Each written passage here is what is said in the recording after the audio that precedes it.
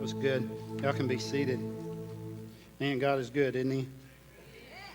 Maybe you just showed up here today because somebody invited you and said they told you they'd take you to lunch and or you'd meet somebody cute or whatever, but we don't believe that. You might meet somebody cute, I don't know, but we really believe that God intended for you to be here today. I'm going to say that again. I believe that God intended for you to be here today. Amen. And I was thinking about that song, Cornerstone, as they were singing it, that our anchor holds within the veil. You know, for an anchor to do its job, it has to be out of sight. That was deep, wasn't it? A lot of people say I don't get very deep. I get deep. For an anchor to do its job, it has to be out of sight. You can't see it for it to be doing its job. And if Jesus is our anchor, sometimes it feels like he's out of sight, doesn't it?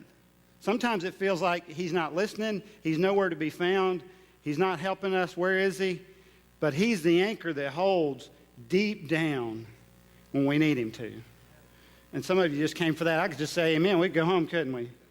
But we're not going to, so just hang on for a few minutes. I'm going to talk to you for just a few minutes. I really don't want to keep you a whole lot, but this whole thought of, I don't know why, and that's cool how, I love how God does that stuff. I've been thinking about that all week, the anchor, and Jesus is our anchor. And I guess I've been thinking about our lives, and we have had a family member that passed away this week. One of Donna's uncles passed away this week, and we lost our brother David not long ago, and some of you have faced loss as well. But man, the anchor holds. If your anchor is Jesus, it's going to hold. It's going to hold. But if your anchor is not Jesus, man, I don't know what you're holding on to. So I just want to encourage you with that today. But we're going to finish up a series that we've been working on for the last few weeks called Having Leftovers. And today's title of today's message is No Leftovers for You. Anybody know where that comes from? What? Seinfeld, yes. The soup Nazi, right, David? No soup for you. Well, today it's no leftovers for you. Because we're going to talk about relationships. We've talked about a lot of things. We've talked about our schedule. We've talked about our finances. And all of this, really, the bottom line, if you want to get to the bottom line about this, is that we pack our schedules. We pack our finances, our budgets, everything that we have. We go. We're all the time on the move, right? We're just so busy with work and school and home and activities and all kinds of stuff and church things. I mean, you just name it. We're all busy people. We pack our schedules so full that we have nothing left over.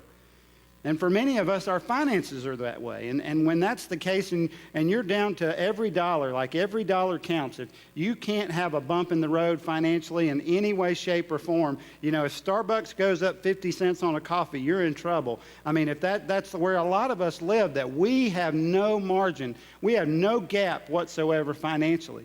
And that when we live that way, it's just tense, right? We just feel the tension all the time. It's like I'm praying my refrigerator keeps working. Nothing breaks. Nothing happens to the car. Nothing goes wrong because I don't have an extra dollar, period, right? And some of you know what I'm talking about, and many of us live that way.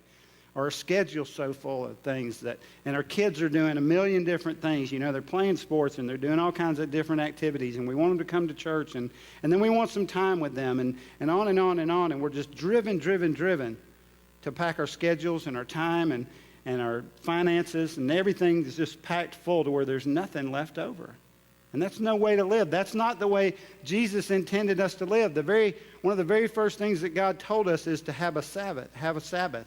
Remember the Sabbath and keep it holy. In other words, set apart a day where you just focus on your relationship with God. And we know that the religious people took it way to the extreme to where you couldn't do anything. You couldn't even turn up the thermostat on the wall because that might be considered work or something like that. So you can go too far. But I think God knew what he was talking about when he said to have a day where you just rest. And that's not a day where you catch up on your honey-do list either. That's a day when you really rest. I know I'm preaching to myself.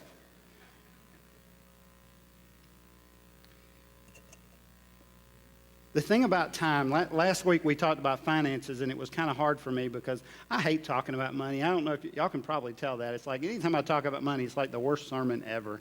Because I hate talking about money because it's just me. I know I got to work on that. I get that. My wife tells me all the time, you hate it, and it shows, and I get it. But I'm getting better at it. I'm hoping I will, Because I always had this impression of preachers that all they ever talked about was money and all they ever wanted was your money. And I just don't want to be that guy. So I think sometimes I cheat too far to the other side, But I want you to be blessed. And our blessings come from God. And if you're maxed out financially, you can't be a blessing to anybody else. So you can go back and listen to last week's message on money. I will tell you it wasn't real impressive, but hopefully there was some good things out of it, at least in my opinion. But one of the things that struck me in even my study on talking about money last week is that we all want to help people in need. I know that about you and about me. And I gave this statistic, if you weren't here, it might be something good to think about, that 19,000 children die every single day of preventable diseases around the world. Now, we don't see that here in the United States because we have doctors and hospitals and drugstores on every corner and Walmart, and you can get drugs really cheap, and I mean prescription drugs, by the way. I don't know about other illegal drugs. Maybe you can get those cheap. But you know what I'm saying? We have doctors. We have the ability to go to a doctor today. Doctor's place of emergency care is open on Sunday. So if we get sick, we just go. But in many countries, they don't have that benefit. If a child gets sick of something that we just consider run-of-the-mill ordinary, they'll die. And 19,000 die every single day of preventable diseases. And what's that got to do with money? Well, the fact is we would all like to help change that, wouldn't we? But if we have no money left over, we can't do it. Thinking about time, I read a story a few weeks ago, and I was going to mention it, but I thought today would be a good time. How many of you have Netflix at home? We don't anymore. We canceled ours, but we used to have Netflix. Okay. Do you know that the average person that has Netflix watches Netflix on an average of 10 hours a week? 10 hours a week. Now, nothing against Netflix, not against TV. We have several TVs. I will go home today and watch the race on TV, and I'll take a nap while the race is on. So just so you know, it's probably what my day will look like. But I watch TV. I don't know how many hours I watch a week, but the average Netflix subscriber watches Netflix 10 hours a week. Now, when you start thinking about your schedule and you say, well, I have no time. I'd like to do that, but I don't have any time. Well, in a month's time, you gain one full 40-hour week by not watching Netflix. The average person. Now, that's probably none of you guys. I realize that. But that's just what the average, we're above average in this place, by the way. If this is your first time here, this is an above average church, right? Am I telling the truth? Yeah. It is not because of me either. So we can do that. But today I want to talk about relationships, primarily relationships. And I want to go to a story that many of you know back in 605 BC, the story of Daniel. That's where we're going to be. But I want to talk, before we get there, I want to give you a little bit of context about Daniel. In 605 BC, King Nebuchadnezzar of Babylon. I know a lot of you guys that are thinking about having kids, thinking of what are you going to name your kids? That'd be a good name for your kid, Nebuchadnezzar. It'd be unique. But so King Nebuchadnezzar went in and conquered the nation of Israel. God was fed up with Israel. They'd been disobedient for so long, and he just said, I'm just fed up with these people. And Babylon, who was the world power at the time, went in and conquered Israel. And what they did in the time, they would take some of the nobility, some of the young men that were of noble birth, and they would take them back to Babylon, and they would train them. And the point was they would train them for like 2 years. They would teach them the culture. They would change their name, give them new haircuts, teach them the language, all about Babylonian culture. And then in many cases, they would actually send them back to their homeland to rule as a servant of the king of Babylon. In some cases, they would stay in Babylon and serve the king. But they were trained, and what they would do is totally remove anything from their previous culture and train them as Babylonians. And this is what the story of Daniel is. Now there were 4 men in the story of Daniel that were very well known. The first one was Daniel. Anybody remember the other 3? I think I heard it. Shadrach, Meshach, and Abednego. And I hear a lot of people say Abednego. It's not Abednego, it's Abednego. And that's just my problem. You'll have to forgive me. I have a problem. It's Abednego, okay? A bed, like I lay down in a bed, Abednego. Okay, so sorry, y'all forgive me. So 605 BC, These 4 men are taken, they're being trained, they've had their hair cut, they've given them new names that none of us can pronounce, and they're learning, they're growing, they're really smart young men. We're going to start in Daniel chapter 1. If you have a Bible, we'll put it up on the screen. Verse 3. Verse 3 says, "Then the king ordered Ashpenaz, chief of his court officials, to bring into the king's service some of the Israelites from the royal family and the nobility, young men without any physical defect, handsome, showing aptitude for every kind of learning, well-informed, quick to understand and qualified to serve in the king's palace, the best of the best. He was to teach them the language and literature of the Babylonians." Verse 5. "Then the king assigned them a daily amount of food and wine from the king's table. They were to be trained for 3 years, and after that they were to enter the king's service." Now, this is where we're saying, 3 years they're training them, then they decide, okay, let's send them back to their home country, or we'll keep them here and use them in this place. Verse 8 says, "But Daniel resolved," or your Bible may say made up his mind, that Daniel resolved not to defile himself with the royal food and wine, and he asked the chief official for permission not to defile himself this way. Now, you got to get the picture. Daniel is probably somewhere between 13 to 17 years old. He's a teenager. He's just a kid, really. And he at some point, for some reason, he's decided, look, you've changed everything about my life. You've cut my hair, given me a new name, taken me out of my homeland. We don't know what happened to his parents.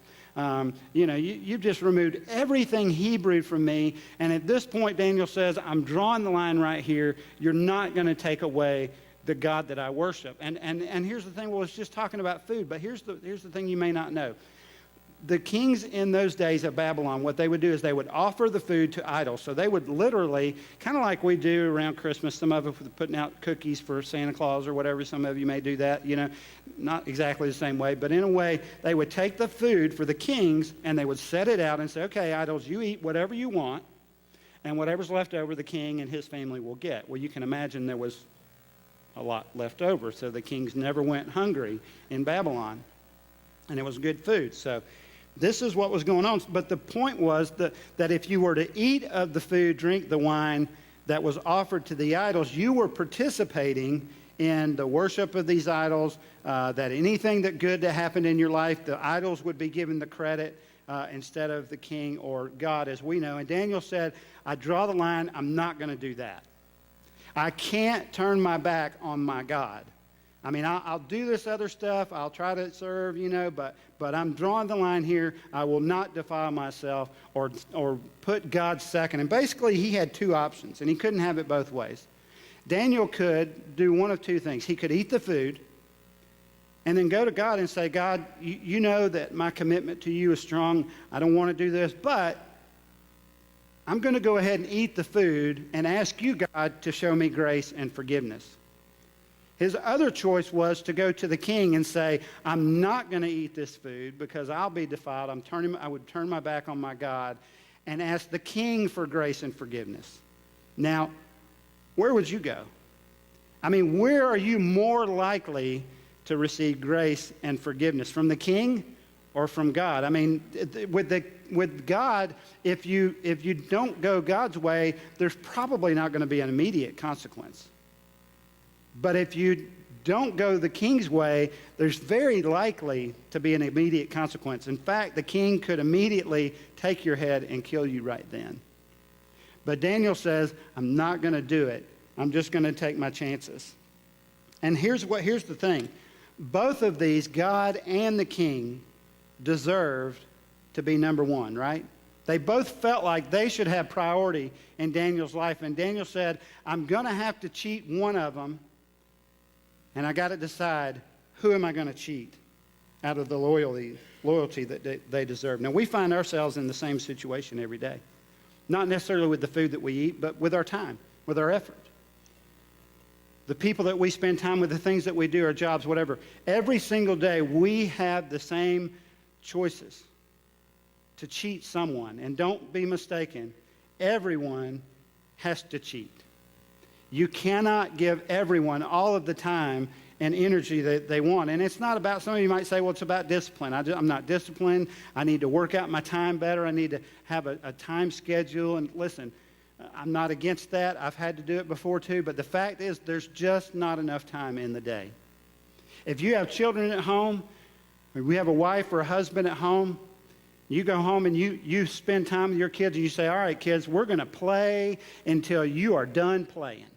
I mean, I'm just going to spend as much time with my kids until their love tank is completely filled up. They're done playing, and they, after time, they're just going to say, all right, Dad, I think we've played enough. Why don't you go spend time with Mom or go to work or do something else, right? And we laugh because that's not going to happen. That's a bottomless pit, isn't it? I mean, it's never happened that your kids have said, all right, I think we've played enough. Just go do whatever you want to do. It's just not going to happen. If you have a wife or a husband and you just think, I'm going to spend as much time with them until every need they have, every desire they have, their love tank, everything is just filled up to overflowing. And if you're going to try to do that, then you may end up with maybe 10 hours a week to go to work, right? And it's like, we can't do that. On the other hand, if you go to work and say, I'm going to stay at work and do everything I can get accomplished at work until it's all done, right? We'll just never go home, will we? It's just a bottomless pit. It never goes away, does it? You can't get it all done. So that's the choice that we have. We've got to decide, who are we going to cheat, or what are we going to cheat? So that's the question. Who are you cheating? What are you cheating? Here's the more convicting question. Who in your life feels cheated? Now, my prediction is it's not your employer. Moms, single moms especially, my prediction for you is that it's not your children that feel cheated. Husbands, it's more than likely not your work that feels cheated, is it? And all of us are cheating somewhere. We have to. There's just not enough time in the day to do everything we need to do. And then if we had enough time to do all that, and we were to say, well, you know what, I want to get really good at playing golf, or I want to get really good at fishing, or I want to work out and look good in a bathing suit over the summer, I want to spend some time doing that. There's just not enough time to do anything like that. I want to learn how to play the drums or learn how to play the guitar. There's just not enough time if just in the normal schedule of our day, much less to do anything extra, right? We're all like that. We're all cheating somewhere. We're all cheating something or somebody. And we often pray a prayer like this: God, would you fill in the gaps while I go do this other thing? Would you fill in the gaps? And listen, we're all that way, and I've been that way too. But when you go to work, or you decide you're going to spend time on a hobby, or you're going to do this or that, and you already know, you've already figured it out, where it is you're cheating, or who it is you're cheating. What you're saying to that person is, you're important, but this is more important. And we would never say it like that. We would never say it like that. And listen, you guys that know some of my story know this has really hit home with me before, and it still does. But that's what we communicate. We'd never say that, but that's what's happening. You're important, but this is more important. Whatever it may be: work, church, golf, hunting, fishing, shopping, children, whatever it may be. Who feels cheated? Now listen, I want you to understand something. I know, and I've been there. For some of you, especially you guys that have young kids or little kids at home, there are times in your life, there are seasons in your life where you have to work. Okay? I get it. I'm still working. There are times when work takes your focus and you have to spend time at work or you lose your job or whatever, right? I'm talking about chronic, year after year, the same thing over and over again. And here's how you know that you have a problem. You keep missing important things. And you keep making promises. Next year, it's going to be different. Next birthday. Next vacation. Next Christmas. Next anniversary. I'm going to be gone again. Next year, it's going to get better. It's going to get better. I'm going to work it out. It's chronic. Year after year after year, you're making the same promises over and over and over again. That's when you know that you're cheating somebody and you're cheating something. Jesus gave us a really good picture of what we should prioritize in Matthew chapter 5. He prioritized our relationship with each other when he said, if you're offering your gift at the altar and you remember that your brother or sister has something against you, leave your gift there in front of the altar. First go and be reconciled to them, then come and offer your gift. Jesus said, if you remember that one of your brothers or sisters or somebody that you care about has something wrong, a problem with you, I can wait. God says, I can wait. Go, make it right with them first, and then you can come back and me and you will deal with this issue. Now, that doesn't sound intuitive, does it? We think we got to go make it right with God, and they'll understand.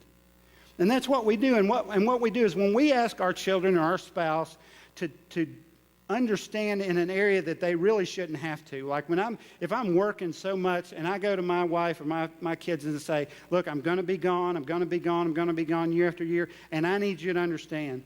Basically what we're doing is we're taking a weight and we're asking them to hold a weight that's not theirs to hold. And you know what happens when we ask them to hold this weight? They always take it. Always. And they say, I'll hold it. I'll hold it. I'll do my best to hold that weight. But what happens is the weight over time gets heavier and heavier. And they'll say, I'm holding it. I can hold it. I can do it. I know you got to work, Dad. Go work. I know you got to work, Mom. I know you got to take care of this stuff. Go do it. I'll take care of things here. And listen, in the church world, it's no different. And mentally, we're doing our best to hold the weight that we're not designed to hold. And lots of times we'll go back and we'll say, how you doing with the weight? How are things going? How are things going? Things are going good. Things are going good. You just keep going. You keep working. You keep doing that stuff. And I'll hold the weight and I'll keep holding on. And things are going to get better and I'll keep doing it. And mentally we want to do it. Emotionally we want to do it. But physically and emotionally, even spiritually over time, we just can't handle the weight. And then, out of the blue, it's like, here's what's happened for us. It's like the weight just gets so heavy.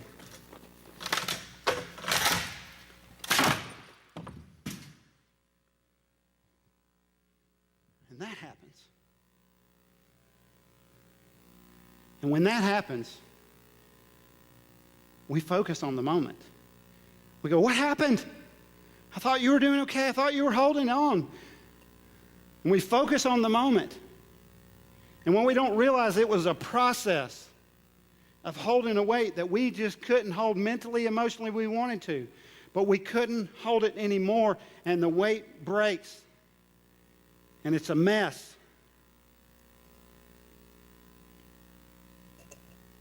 You know, Pastor, overnight, my wife was doing great. We were doing great. Next day, I got home from work, and she's gone. And I haven't heard from her in 3 days. You know, I don't know what happened with my husband. It's like I called him and told him I was going to be a few minutes late, and he hung up on me, and I haven't heard from him since. Doesn't want to be married anymore. I don't know what happened. It's like it's something he ate, something like overnight. It was just out of the blue. It just happened like that. Pastor, I don't know what happened. My kids are just like, you know, I told him I was going to try to make it to the game, and I didn't make it, and now he's locked up in his room and won't talk to me.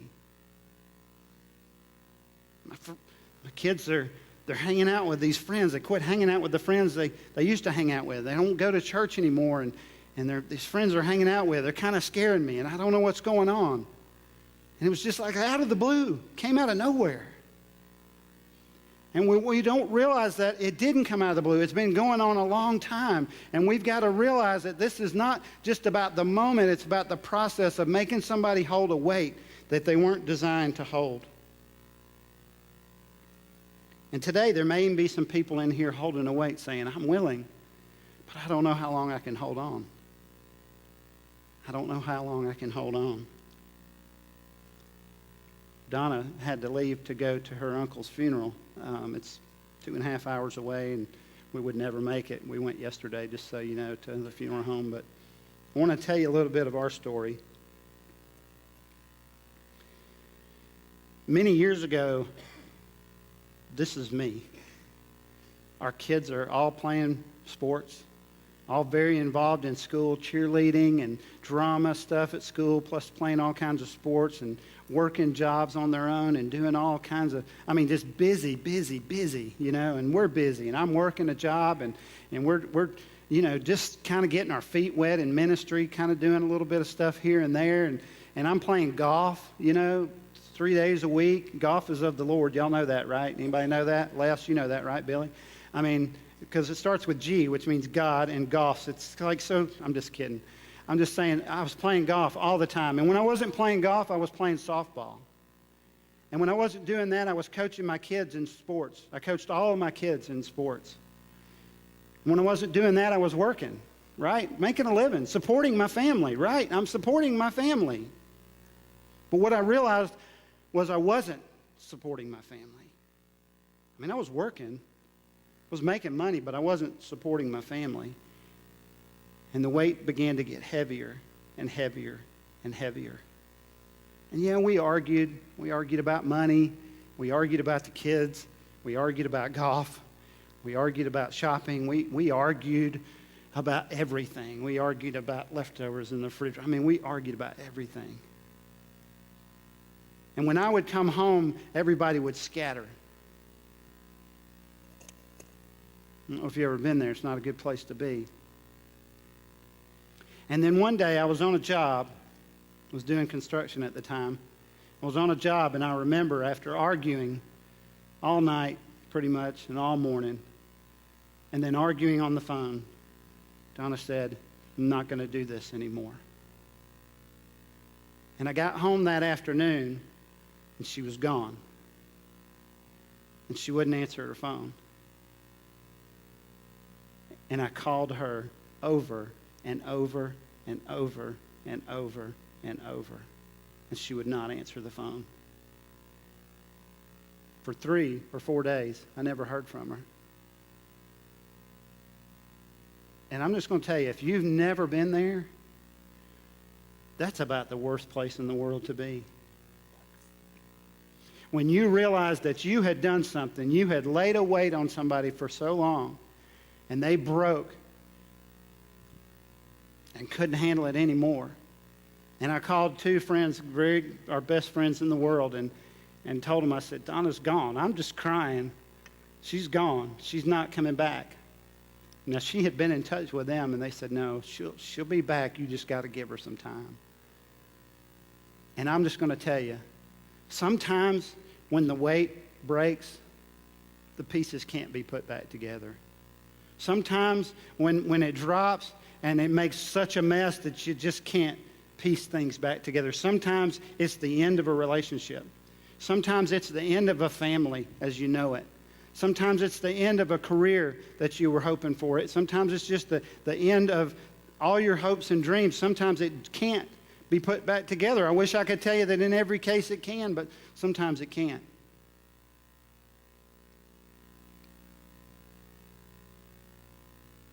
I think for us,